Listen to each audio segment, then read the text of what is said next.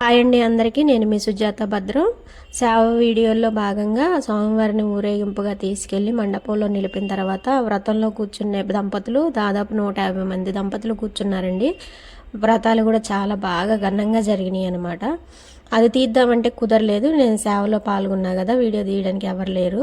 మేము 15 మంది దాకా లేడీస్ ఉన్నాము, 2 మాత్రం జెంట్స్ ఉన్నారు. అందరం కూడా చాలా హ్యాపీగా చేసామన్నమాట. అయ్యగారు అయినా రంగాచార్యులు గారు అయితే మన సొంత ఊర్లో మనం సేవ చేయడం అనేది చాలా హ్యాపీగా అనిపించింది నాకైతే. అందరితో మాట్లాడుకుంటూ సరదాగా ఎంజాయ్ చేస్తూ సేవ అయితే గడిపేశాను అనమాట.